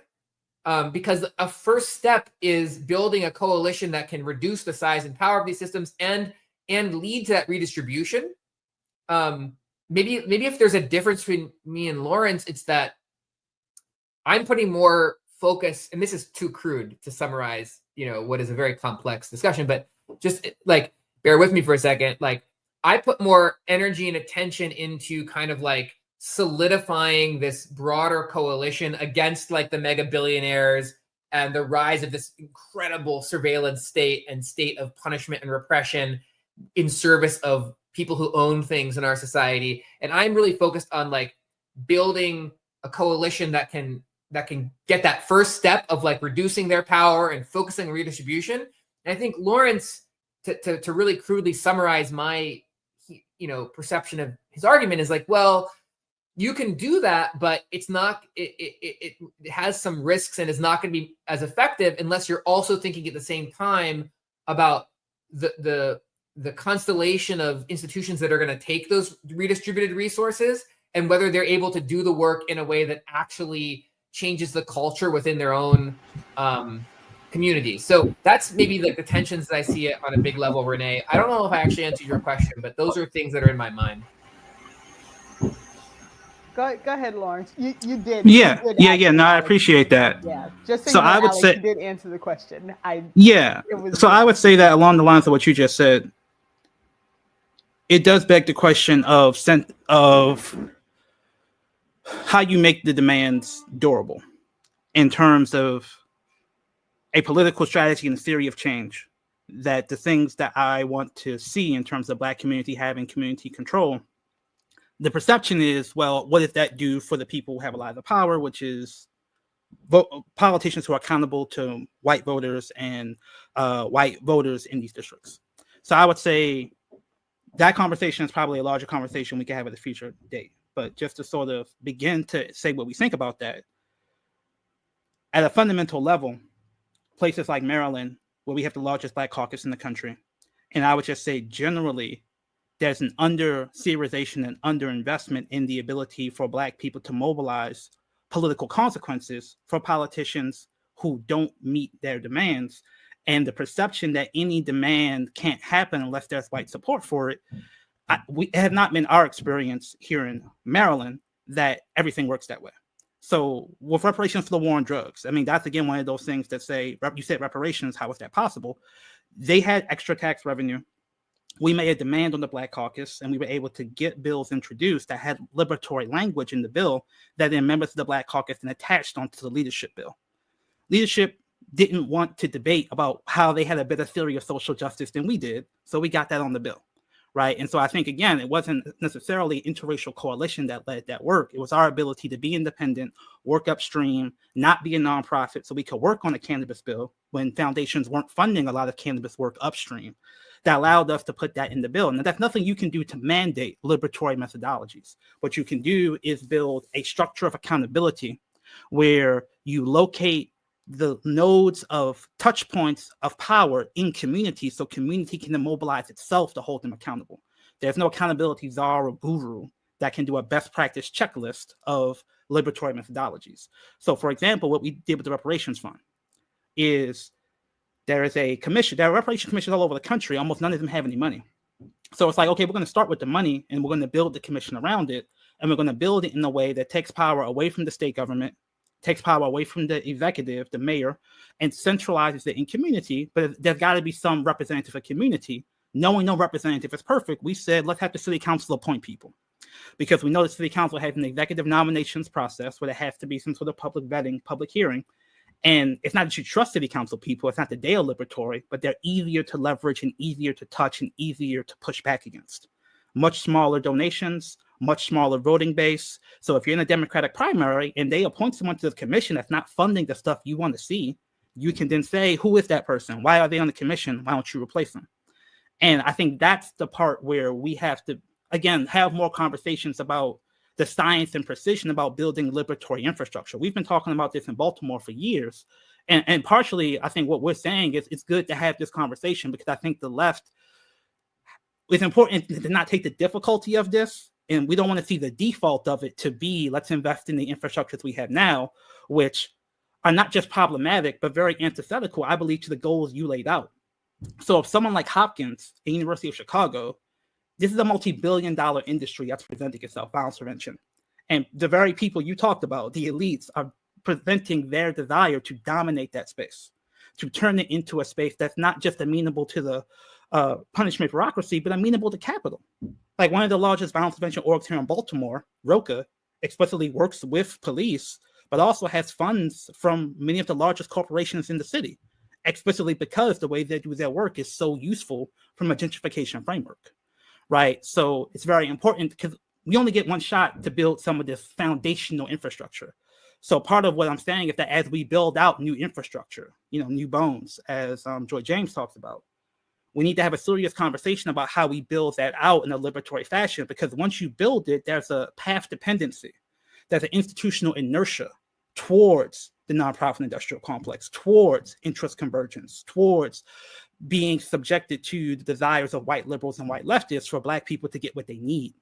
And I'm saying not only would investing in deep conversations about how you build Black and institutional communal infrastructure now is important, but without it, then you're going to produce policies that replicate the very dynamic that you're trying to prevent, right? So we don't want Hopkins and the hegemony of Hopkins dominating what is the best practice in the violence prevention space. And I would say, you know, to the extent that white people are interested in what works, we can sell them on what we're doing is what works, because they don't think Hopkins is most working class white people don't believe Hopkins is very intelligent or effective either.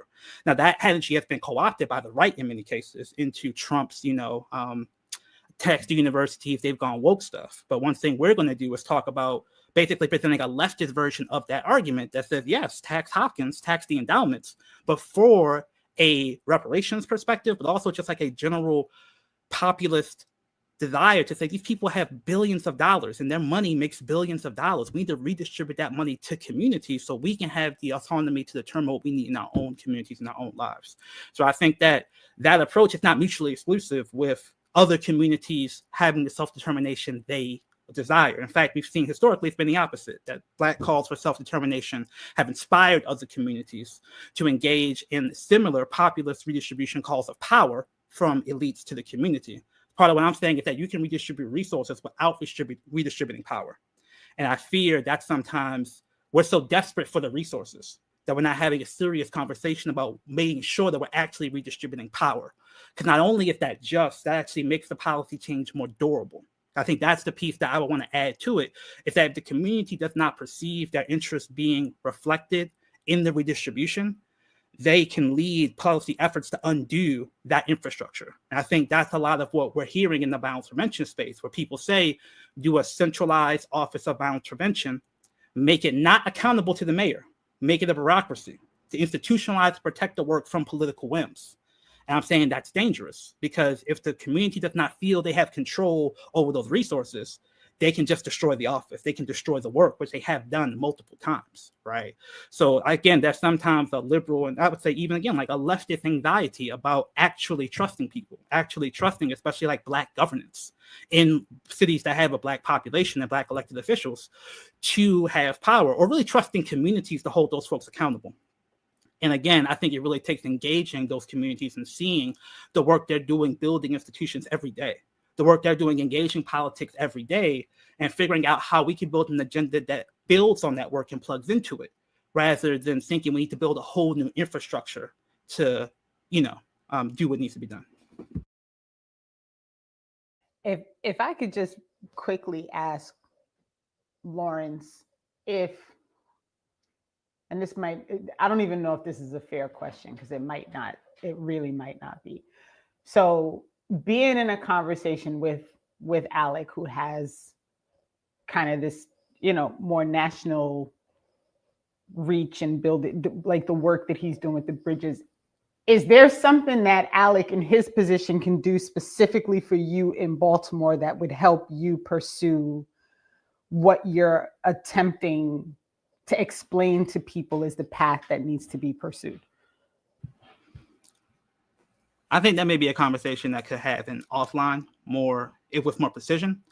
I would just say that as we think about Copaganda and as we think about the scripts and narratives that come from media, I think it's very important to talk about the demonization of Black political leadership, and being sure that the media that we produce, we have some analysis of the ways in which, yes, Black elected officials are subject to capitalism, they're subject to personal failures and limitations, and also there is a societal narrative of Black people being incompetent, that when you have these narratives of Black political institutions, Black containers for resources being corrupt, as we're seeing repeated over and over again in Sinclair media, attacking the Youth Fund, beginning to attack the reparations work, sometimes leftists understandably question the viability and political representativeness of these containers and of these things that politicians build.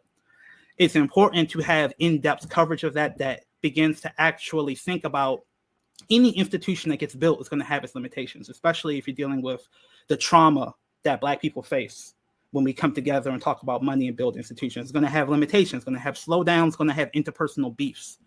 So having folks think about media coverage, solutions journalism, for example, that thinks through covering whether it's building violence prevention institutions or generally institutions accountable to the Black community that handle public money. It's extremely difficult work. And having solutions journalism that talks about that in some more complexity, that does not replicate right-wing conservative media talking points of simplistic narratives of corruption and incompetence, I think that would be really useful. Because I think partly we have to build the political infrastructure for police abolition. We have to build the police infrastructure for alternatives to the punishment bureaucracy system. And that's going to require us actually thinking about and talking about and covering institution building in ways that affirm it, but also hold it accountable. And too often we don't get that. We get individual narratives of extreme corruption. We get individual narratives of people being bought off and being, accountable to particular special interests in ways that don't actually account for the complexity. It's like, I'm in a Black city. I know a bunch of people. If I'm determining where resources go, I might know some of those people. Now, what are the criteria to make sure that they have a track record of doing work? Do they have things in their website that talk about the liberatory methodologies they use? Do they have a history of having products like people the community have seen that have gone through the programming and achieved things that the community deems as legitimate? Now, some of that may be quantitative, and some of that might just be qualitative in terms of the examples people have. But these are the sort of things that are going to allow us to actually have more nuanced conversations about these containers that we have and the work that they do in terms of building up these institutions in ways that are not going to be susceptible. So if one person goes through the program and then recidivates or commits a crime, do we just invalidate the entire program? We certainly don't do that for the white nonprofit industrial complex programming because they have plugs in with the media. But it's going to be easier to do that with programming that comes to these Black containers. It gets funded through things like reparations funds because we have such higher expectations for those things and we want them to be manifestations of our best hopes of what those programs can do. But we live in reality, right? So we need actual conversation where it's like, if you have reparations funds, not everybody's going to get funded. Not every good program is going to get funded. And it's going to be so easy. And they've done this already in Baltimore for Sinclair Media and other folks to pick people who don't get funded to basically invalidate the whole process. And so it's going to be important for folks on the left, when those stories come out, to actually research it, interrogate it. Was there foul play? Was there pay to play? Because those are the accusations we had with the youth fund around the allegations of corruption around our previous mayor impacting the youth fund. There was no connection. But because those stories linger out there, people still perceive the youth fund through the lens of that corruption story. And again, the retraction doesn't get any coverage, and the retraction, people don't understand that this is part of what it means to be in a Black city where people are so starved for resources. They're taking resources and moving them in ways that don't always look the way people wish they would look from the outside looking in. So I would say that's just really important for me. And I think this conversation we're having, I'm very happy to have about institution building and the narratives that impact this. It's very, very important to have some conversation about what it would look like to have more nuanced, in-depth conversations, because we can't build it if every time we hit a hiccup, the fears and scripts of, again, progressive and liberal understandings of local governance being co-opted by capital make it so that we have to blow the whole thing up, or we have to default back to who has the capacity, who has the infrastructure, who are the very people who got us into this mess in the first place. Thank you. And Alec, I know you're running a little close to needing to go. So I don't know if you have a response to Lawrence, but my question for you, and just so everyone knows, like, I'm quietly scheming to make sure that all these conversations continue to happen, because this truly is part of why I do all this stuff. Like, this is why I'm emailing Lawrence and saying, can we get on a call offline? This is why I'm dragging Alec into Jersey when he's anywhere close, because this is what needs to happen in order for us to kind of get our shit together and understand what do we need to do in order to move forward. And at the core of it, it's all organization, right? Like, we have to start to be organized and to figure out how to best organize in order to fight a system that is completely set up to make sure that we don't organize and that we never get to a place where things can be any better. So in addition to, if you have a response for what Lawrence just said, you did mention, that one of the things that you really want to do is kind of make sure that you're working to break those major propaganda points. And so I don't know if there's anything like specific, like I've read the book, we've had the conversation, but just like if you have like, these are the major ones that I'm always fighting that you want to kind of point to have, so that people who are watching can have some sense of like, when you say you're trying to fight these major propaganda points, like what does that mean? Like in I guess layman terms is like the best way to put it. Yeah, well, I'm just grateful to you, Renee and Jared, for opening up the space for this conversation, and Lawrence for your, insights and work, and I'm just happy to be included. So always happy to talk more and again. And I feel like on some level, like Lawrence is talking about things at like a deeper level than I tend to engage with in my public work. I view, Renee, you and I have talked about this, Renee, and I view the intervention I'm trying to make with the book is kind of like a first order intervention. It's basically like, I want to help all people of goodwill expose some of the very first things that they should be seeing with how the media, how professors and so-called experts, how the nonprofit world, how are those institutions conceptualizing the problems in a way that points toward, so-called solutions that actually just preserve everything, right? And that don't fundamentally change any of the big problems that we care about. And they have gotten so good at that. The counterinsurgency, the propaganda is so good that like it actually takes quite a bit of effort and work to peel away the layers. So what I'm trying to do in my book is give people the skills, the examples, the ability to engage with when they see some Harvard expert telling them something, that they now have the ability maybe, or at least that's my goal, to like, they now have some validation for maybe they thought before like, it doesn't quite add up, I'm not really quite sure how, or maybe they want ammunition for their conversations with their friends or family, or maybe like they're just a well-meaning person who never really saw how like the project of the New York Times is quite similar to the project of Fox News. What I'm trying to do is just that basic thing, like really expose some of the key things. And so to your question, Renee, like, there's so many ones that I talk about in the book, but like this juxtaposition of punishment and the punishment bureaucracy and safety is a huge myth that we need to break. The idea that any of this stuff is about safety or that it makes us safe is a core myth. Another thing that I encounter a lot, which relates to some stuff that Lawrence was just talking about, is like a lot of the critique of like Black elected officials is misguided, right? It's a critique of like, individualized corruption or something like that, versus a more nuanced and I think more important fundamental critique that the people who own things in our society are using, in many cases, Black leadership to launder policies that preserve their profit and their position and their power in society. And because they've determined that putting a Black face on something helps them sell stuff that they otherwise wouldn't sell. This is not a narrative that like Black leadership is incompetent.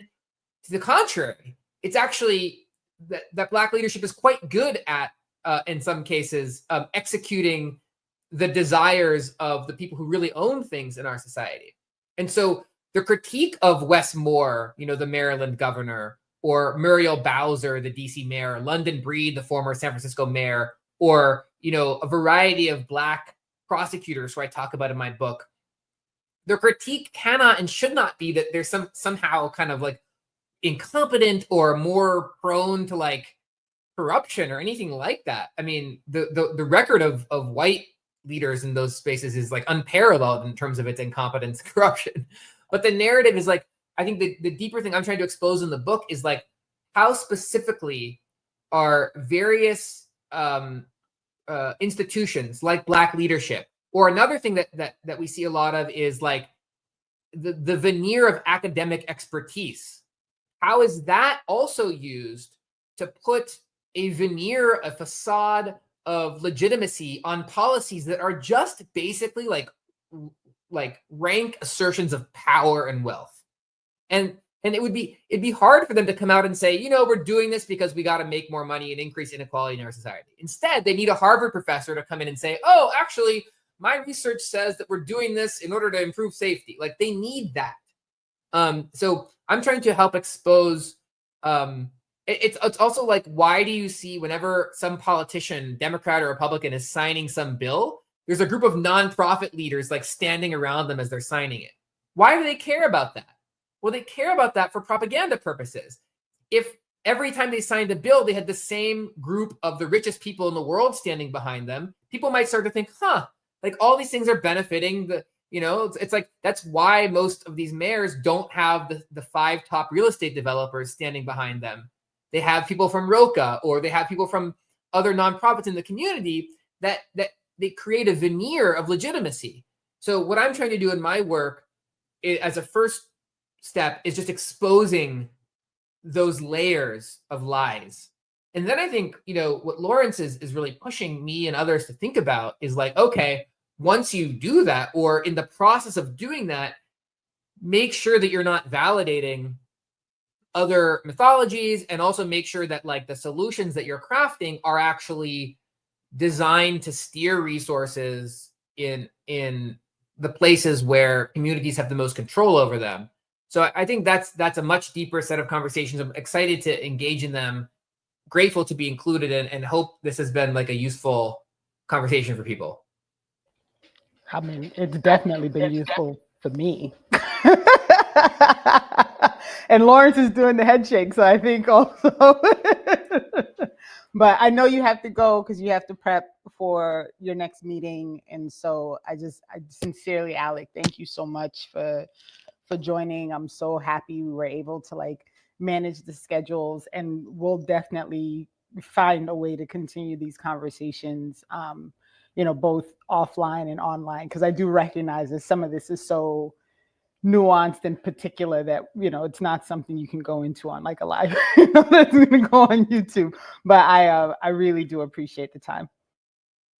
And I also just want to say, this is a really wild period of travel for me. I'll be in Los Angeles tomorrow, and next week, on this book tour I'm doing for the book, and trying to have these conversations everywhere. But like, I'm a huge fan, Jared, for many years. So I just wanted to say thank you for having me on, and I'm really grateful to be like in connection with you now, and hopefully we can deepen these conversations together going forward. No, absolutely. I appreciate that. Likewise, safe travels and continued good work. This has been another great conversation. Thank you very much. Yeah. All right. So are we wrapping up entirely? Are we giving Lawrence a last word? Lawrence, we can give Lawrence some more time. I don't know if there's anything else that you want. And we didn't even get into so many of the other things.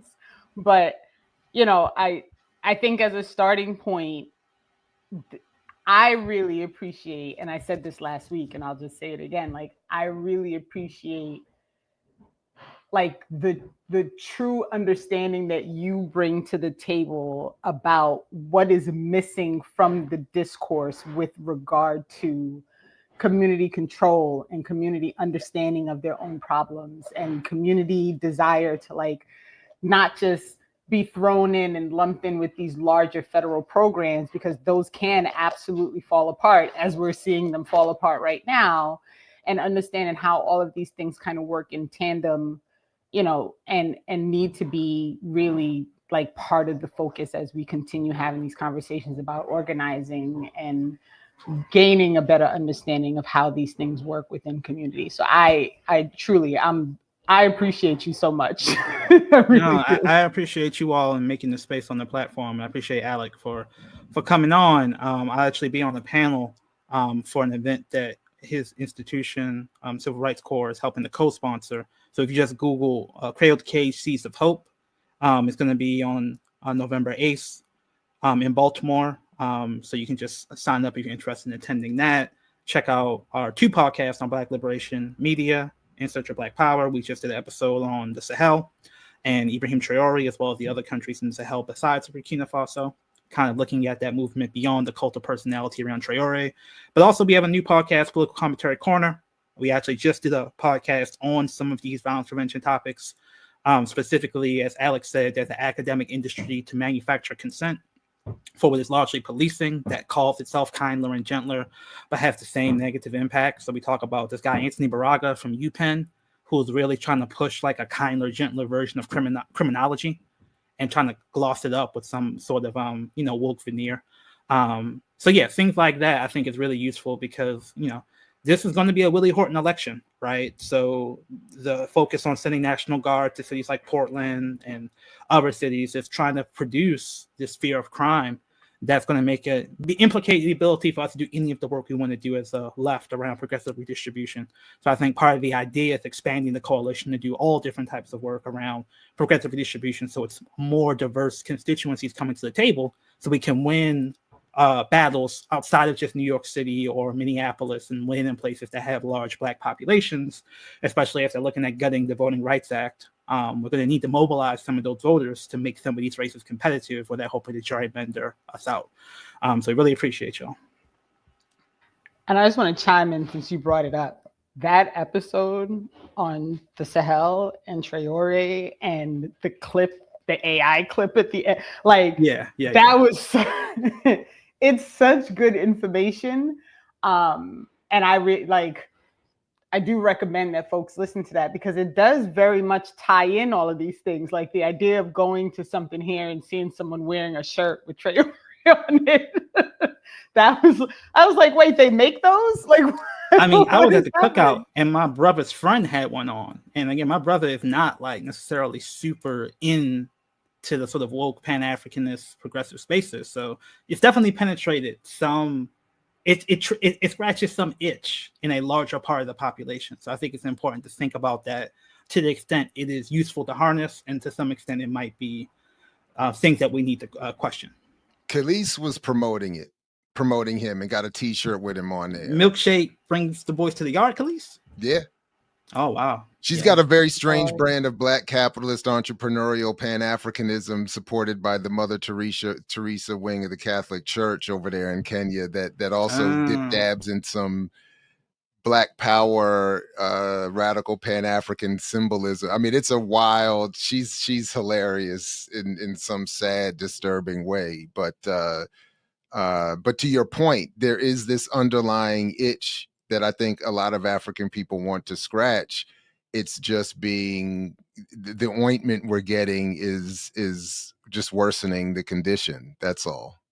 That's it. But yeah, so definitely everybody check out the work that Lawrence is talking about, all the other shows on Black Liberation Media. Definitely check out Leaders of a Beautiful Struggle, whether you are in Baltimore or not, even just as a blueprint for how to do things. And salute to you, salute to Alec, Renee, another great episode. Thank you all very much. It's been great. All right, appreciate y'all. Yeah, definitely. Thanks, y'all. All right, everybody. So as usual, hit all those buttons, support the platform, join the Patreon, and get even more. And as Fred Hampton used to say, we say peace to you only if you're willing to fight for it. And we'll catch you next week with more Saturday with Renee.